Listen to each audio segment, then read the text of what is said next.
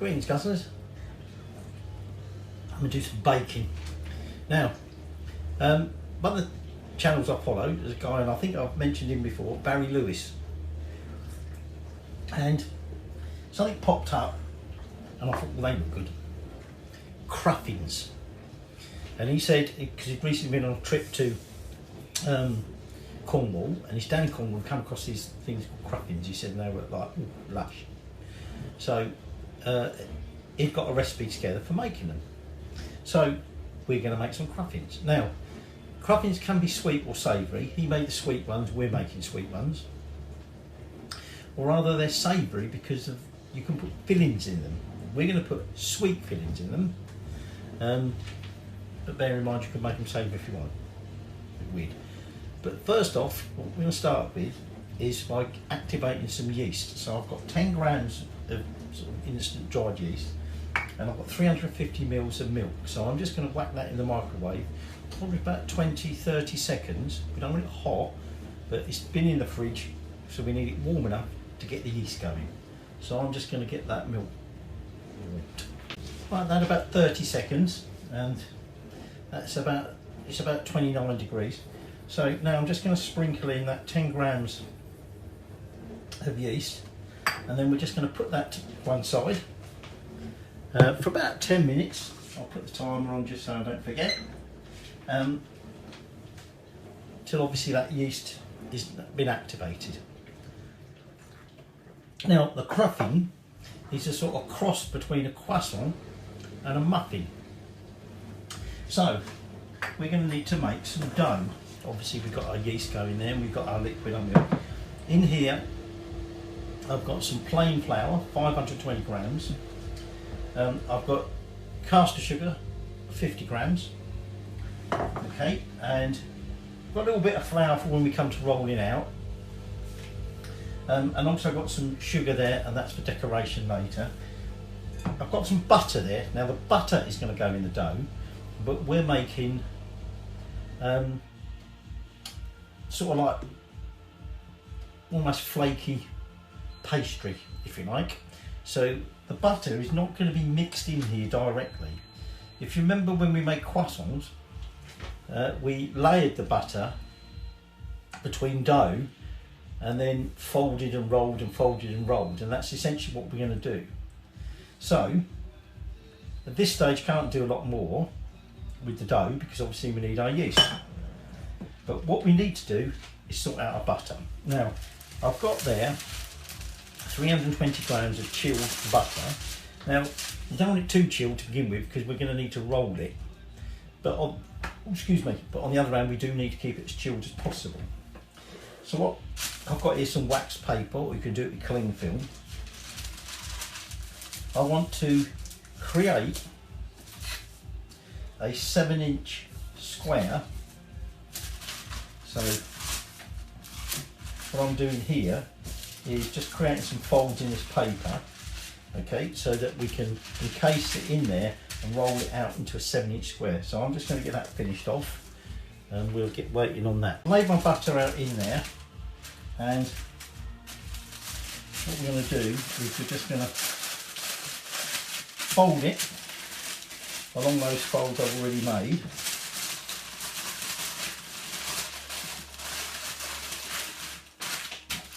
And then just using our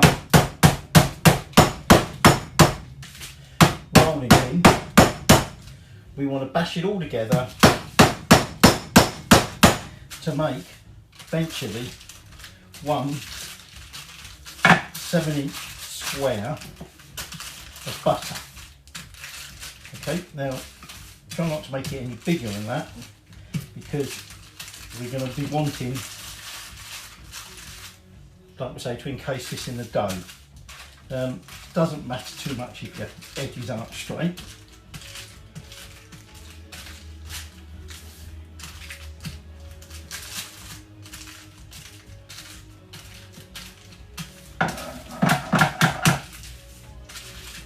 He says then promptly straightening it. But what we want to do is get it rolled out fairly even. Okay. And then we're going to leave it wrapped up like that and we're going to put it into the fridge to chill until we're ready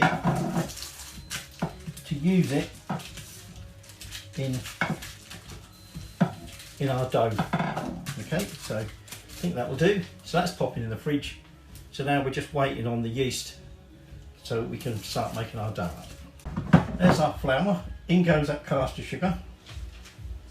We just want a pinch of yeast, a pinch of salt. Okay, and then we're going to take our activated yeast and milk mixture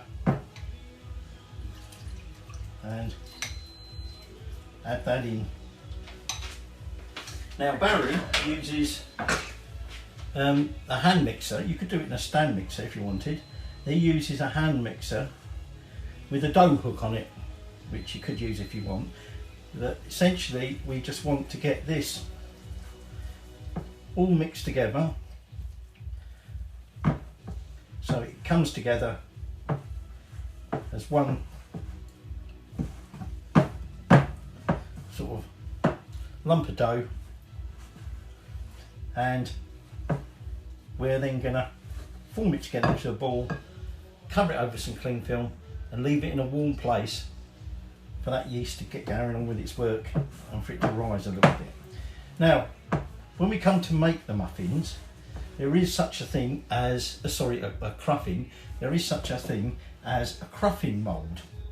However, it seems a bit pointless buying cruffin moulds simply to make the occasional cruffin. So what you can use is large muffin tin. I unfortunately haven't got the very large ones, so we're going to make slightly smaller cruffins than perhaps you might get, because we're going to make them in the sort of more traditional muffin tray.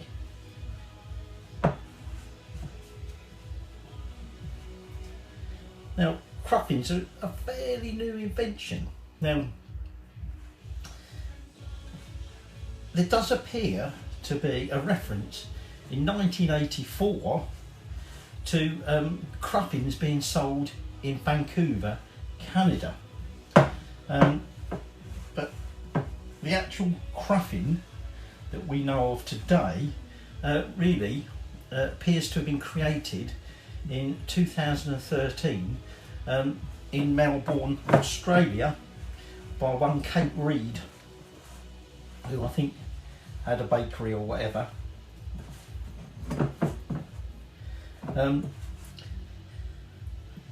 But it wasn't until the Mr. Holmes, as in like Sherlock Holmes, Mr. Holmes Bakehouse, effectively took it on and sort of trademarked it, that it became really popular. And their version of the cruffin was really invented by a chef, Rye Stephen, and the co-owner of the Holmes Bakehouse, Aaron Cadell, and that was in, like I say, November 2014. Well, actually, I didn't say, didn't I? I just said Kate Reed 2018. Interestingly, in 2015, they had a break-in, and essentially, the people who went in there, all they took, apparently, they left all the money and things like iPads and tech equipment. All they took was all the recipe binders, including the recipe for cruffins.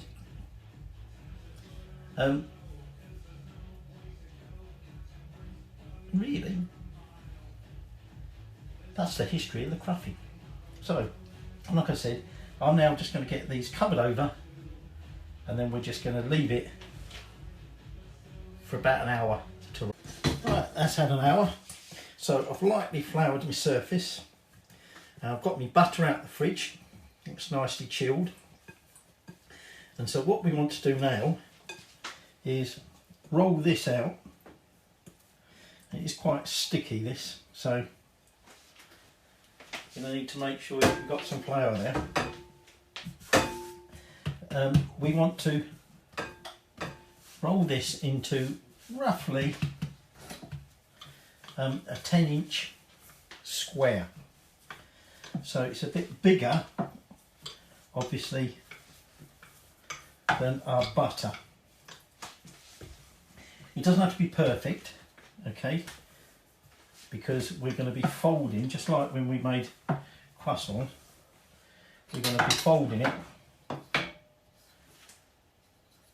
up. So that's actually slightly bigger, but that'll be fine. So we take our butter, and what we're going to do is just place that in the middle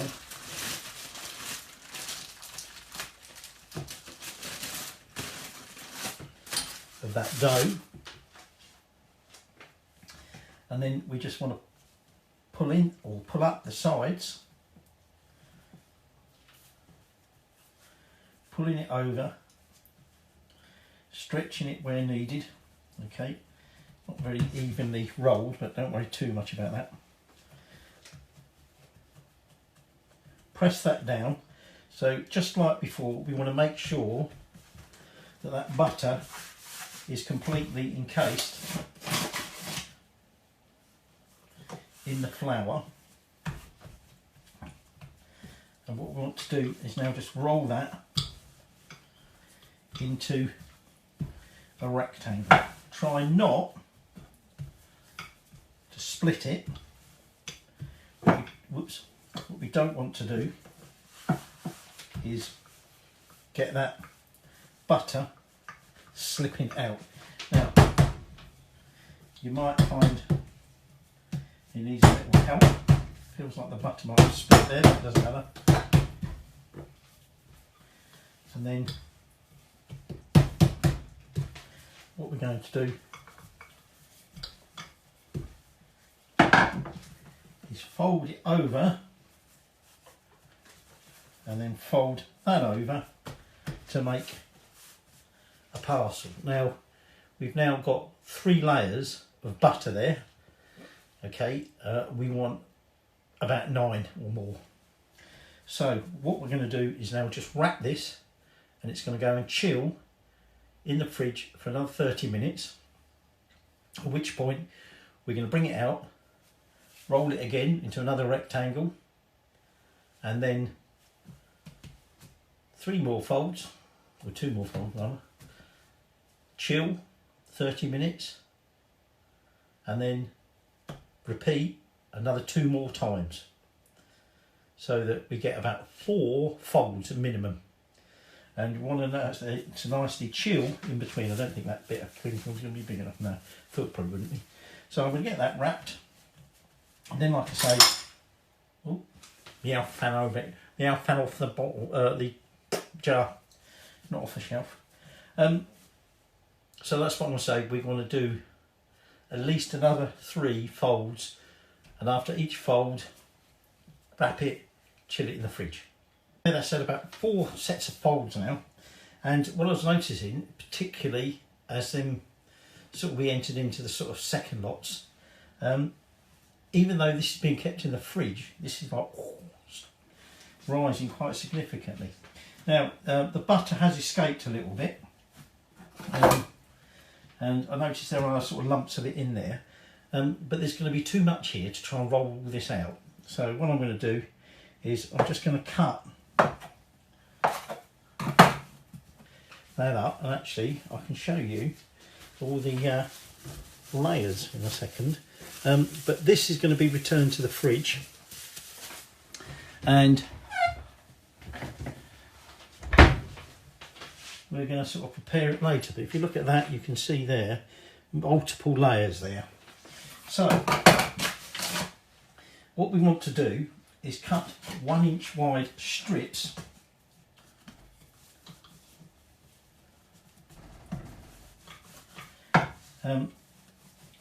we want to cut, or we want to roll this fairly thin. Okay. Now, because I'm using ordinary muffin tins, we're going to do this slightly differently to how Barry mentioned in his article. So like I say, he was using giant muffin tins. There was like 6 in a tray. Obviously that ain't going to work here. Now, you could use a pizza cutter for the next bit. Because what we want to do is essentially cut some strips that are about 1 inch wide.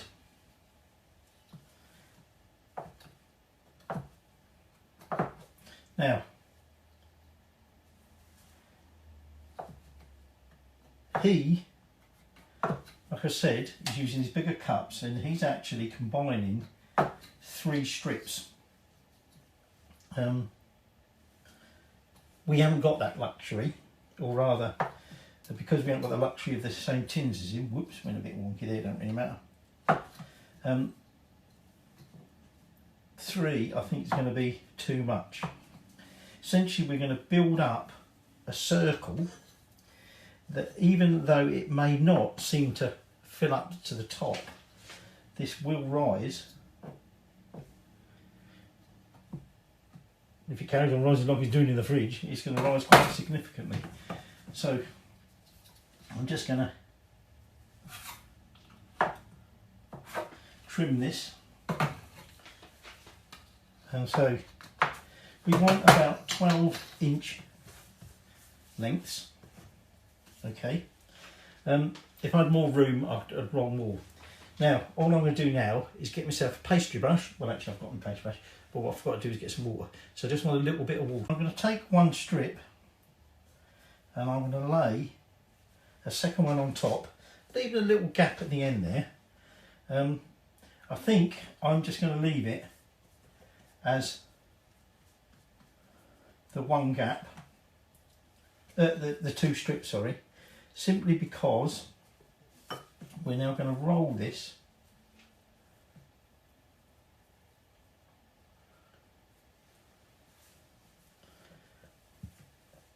and we're just going to flip the top over and press it down like that, and you can see already that that is going to be a bit of a tight fit in my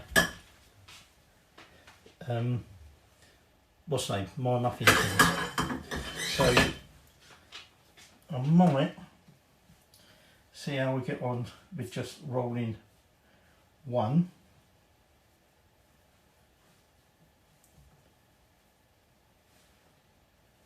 That's sticking down okay. I think given the size of these, I'm just going to take 1 strip, and so like I say, we just roll it up and then just flip it over on top. Now I'm going to fill up the trays I've got, and then, well, that one does look a bit weedy, doesn't it? And once I've got my trays done, we're then going to put them to one side because we want to let them rise. You probably want to leave them for about an hour, hour and a half, or that's what you reckon. I'm going to take that one out of there, that's too big. I'm going to mix that one back in.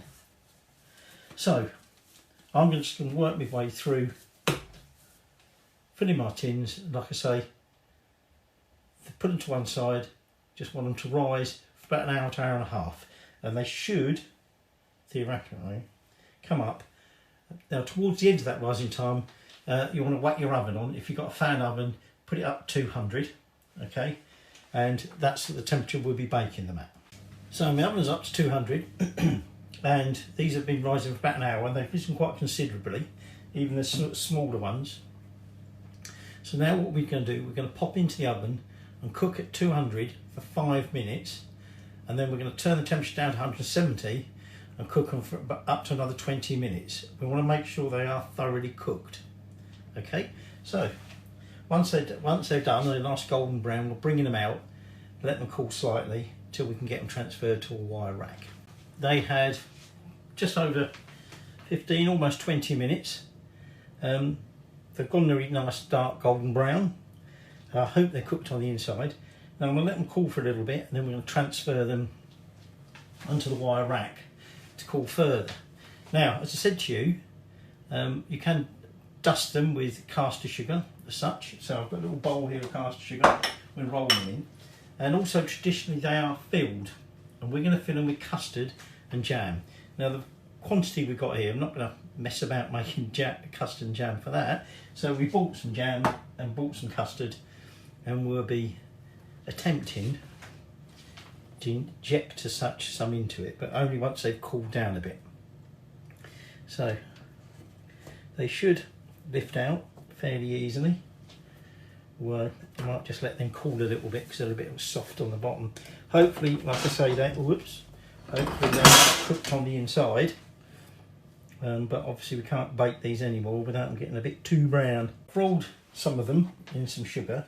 I did notice that one has got a hollow bottom, so I don't think we'll be able to fill that one very easily. But what I might do is put it from that side. We use this one as our taster, so I'm just going to put that on there for now. So it's simply a matter of just rolling it. They haven't been cooling very long, but they've already lost that sort of greasy butteriness that was sort of on the outside when I lifted them out of the pan. So that's soaked in, but this sugar's still sticking on there. Now what I'm going to do is use a cocktail stick. Let me just get that sugar in my hands. We're going to use a cocktail stick to make a hole. It would help if I used a sharper ring, wouldn't it? And then just try and create a little bit of a hollow inside, because like I say, we want to try and get some of that custard and jam in there. The custard should be easy because it's very runny, but I'm not quite sure how we're going to get on with that jam. So we're going to start with the custard, okay? And what I'm going to attempt to do actually with my custard is I've got my what would you call it, thing you can use for basting meat and stuff like that, and I'm going to attempt to use that to inject a bit of custard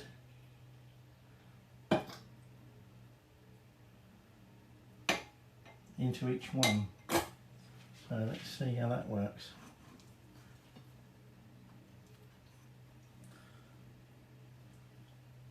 Not sure.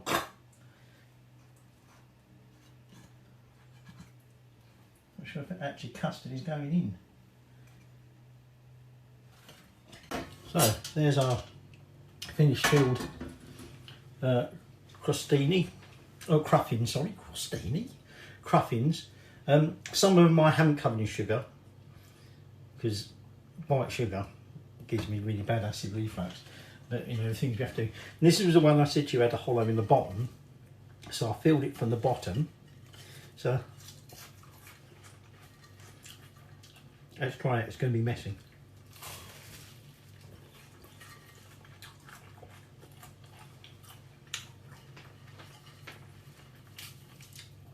So the pastry is nice and fluffy, flaky.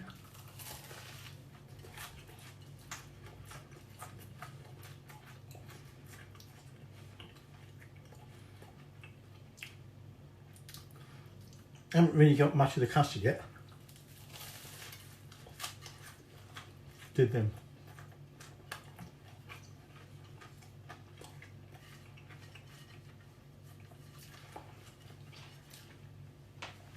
It is like a croissant, but not quite.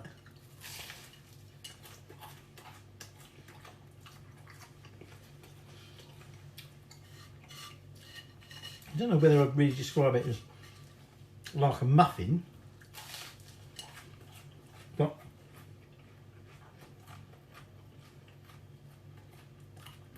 these are lush. I might need another one, I'm not really sure. So, courtesy of Barry Lewis and his trip to Cornwall, Cruffins. Oh, since obviously Ukraine, for you know, as we well know why that's sort of in the headlines in a minute, kind of find a little thing about Cruffins. Recently, these have been popular in Ukraine, and particularly being made and served up at Easter instead of or alongside the traditional Easter cake. So there you go, Cruffins. Lush.